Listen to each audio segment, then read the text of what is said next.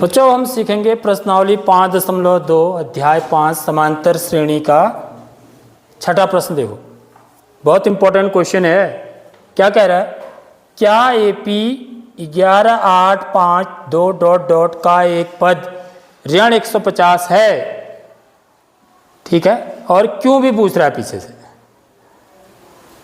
तो करना हमको ठीक उसी तरीके से है। ठीक, तो हमें यहां पर क्या पता करना है कि इस AP का कौन सा पद ऋण 150 है। समझ में आ रही बात? यानी कि आपको क्या करना है, इसमें n का मान निकालना है। आपको क्या निकालना है? n का मान निकालना है सबसे पहले तो। ठीक है, उसके बाद n का मान जब हम निकालेंगे तो n का मान कैसा आता है वो हम देखते हैं। एक चीज याद रखिए, n का मान हमेशा पूर्ण संख्या होनी चाहिए। पूर्ण संख्या जानते हो? पूर्ण संख्या का मतलब यहां पर जैसे 0 1 2 3 4 ऐसे होनी चाहिए पूर्ण संख्या का मतलब n का मान। अब 0 तो हो नहीं सकता वैसे। ठीक है, तो पदों की संख्या इतने तो इसमें दे ही रखे हैं, तो n का मान पूर्ण संख्याओं में ही होना चाहिए। ठीक, क्यों होना चाहिए?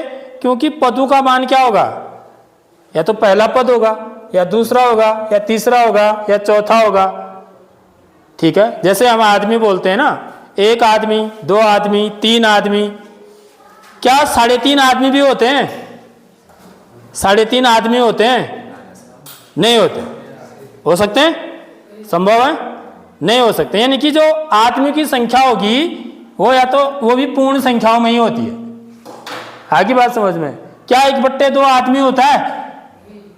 नहीं होता है। तो यहां पर जब हम n का मान निकालेंगे वो इस रूप में नहीं आना चाहिए। यदि इस रूप में आ रहा है तो इसका मतलब ये इस श्रेणी का पद नहीं है। फिर वो समझ में आ रही नहीं आ रही बात? यदि पूर्ण संख्याओं में आ रहा है तब हम बोलेंगे कि ऋण 150 इस समांतर श्रेणी का एक पद है। तो इस क्वेश्चन को कैसे हल करेंगे? देखिए, इस प्रश्न में पहला पद a बराबर कितना दे रखा है? 11।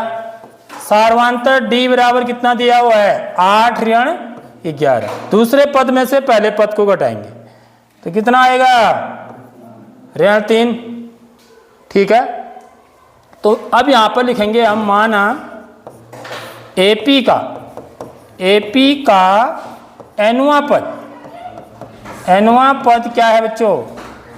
ऋण 150 है।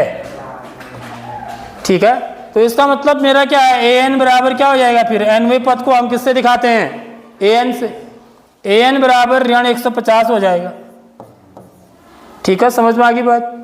तो हमारा सूत्र क्या होता है? इसलिए सूत्र इस्तेमाल करेंगे a plus n minus 1 into d बराबर क्या होता है? an होता है। तो a का मान पता है मुझे 11 है, धन n का मान नहीं पता है n माइनस 1, d का मान कितना है?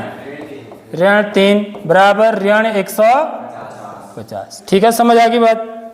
तो ये क्या हो जाएगा? 11। अब गुणा करेंगे तो ऋण 3 से n को गुणा करेंगे तो ऋण 3n हो जाएगा। ऋण गुणा ऋण क्या हो जाएगा? धन, क्योंकि आगे भी धन का ही चिन्ह है। धन 3 बराबर ऋण 150। तो ये हो जाएगा ऋण 3n धन 11 और 3 कितना हुआ? 14 बराबर ऋण 150। तो यहां से क्या आ जाएगा? ऋण 3n बराबर ऋण 150 ऋण 14 हो जाएगा। ऋण 150 ऋण 14। ठीक है, तो ऋण 3n बराबर हो जाएगा 4 5 और 1 6 1 ऋण 164 हो गया है। ठीक है, तो n बराबर क्या हो जाएगा? ऋण 164 बट्टे ऋण 3। ठीक है, ऋण बट्टे ऋण क्या हो जाता है? धन। तो n का मान कितना आएगा? देखिए, अब क्या 164 3 से विभाज्य है? पहले हम चेक कर लेते हैं। क्योंकि इनका अंकों का योग कितना आ रहा है, 6 4 10 और 1 11। ठीक है, तो 3 के पहाड़े में नहीं आ रहा है अंकों का योग, तो इसलिए ये विभाज्य तो नहीं है। ठीक है, तो कितनी बार भाग जाता है वो हम चेक कर लेंगे। तो 3 का भाग 164 में, 3 पंचे 15, घटाएंगे 6 में से 5 घटाएंगे 1, अब क्या उतरेगा 4, 3 चको 12, तो शेष कितना रह रहा है 2। समझ में आ रही बात। इसको हम कैसे लिखते हैं, देखिए यदि मैं इसको भिन्न के रूप में लिखूं तो 54 सही 54 बार भाग गया पूरी बार, शेष कितना बचा है 2, 2/3। देख लो 54 सही 2/3 आ रहा है इनका मान। क्या यह संभव है? क्योंकि n का मान क्या होना चाहिए बच्चों, एक पूर्ण संख्या होनी चाहिए, तभी हम बोलेंगे कि वो इस AP का एक पद है।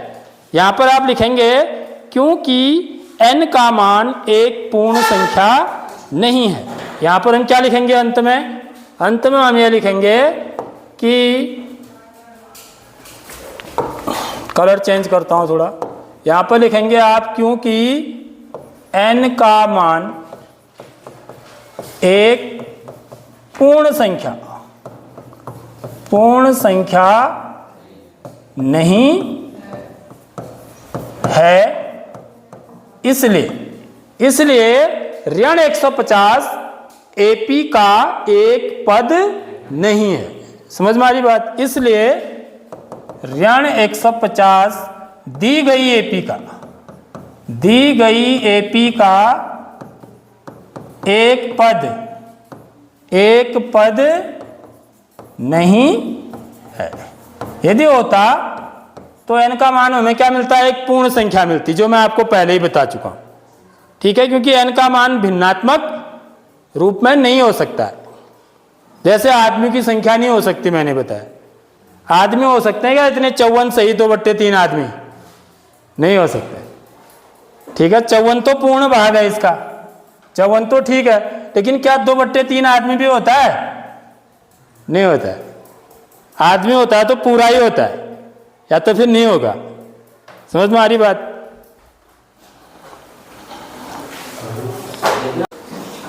चले जाओ, काम नाम दे दो।